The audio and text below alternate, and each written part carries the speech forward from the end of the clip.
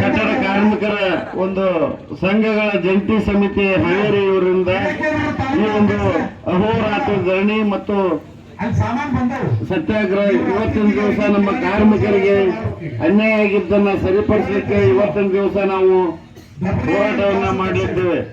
ಅದಕ್ಕಾಗಿ ಹಿಂದಿನ ಒಂದು ದಿನದಲ್ಲಿ ಬೆಳಗಾವಿ ಅಧಿವೇಶನದಲ್ಲಿ ಕೂಡ ನಾವು ಅಲ್ಲಿಂದ ಸರ್ಕಾರದಿಂದ ಯಾವುದೇ ಕೂಡ ನಮಗೆ ಸಂದೇಶ ಬಂದಿಲ್ಲ.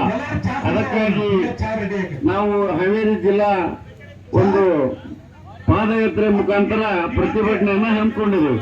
ಇವಾಗ ಇಲ್ಲಿವರೆಗೂ ಕೂಡ ಯಾವುದೇ ಒಂದು ಅಧಿಕಾರಿಗಳು ಕೂಡ ನಮ್ಮನ್ನ ಯಾಕೆ ಧರಣಿ ಮಾಡಕತ್ತೀರಿ ಅಂತ ಇನ್ನೂವರೆಗೂ ಕೇಳಿಲ್ಲ. ನಮ್ಮನ್ನ ಟಾರ್ಗೆಟ್ ಮಾಡಿ ಕಾರ್ಡ್ಗಳನ್ನ ರದ್ದು ಮಾಡೋದಾಗ್ಲಿ, ಸೌಲಭ್ಯ ಸಿಗೋದಾಗ್ಲಿ, ಸಹಾಯಧನ ಆಗಿರ್ಬೋದು, ಮಕ್ಕಳ ವಿದ್ಯಾಭ್ಯಾಸದ ಸ್ಕಾಲರ್ಶಿಪ್ ಆಗಿರ್ಬೋದು, ಯಾವುದೇ ಎಲ್ಲವೂ ಬಂದ್ ಮಾಡಿ ನಮ್ಮ ಹಾವೇರಿ ಜಿಲ್ಲೆಯನ್ನ ಅನ್ಯಾಯ ಮಾಡಿದ್ದಾರೆ.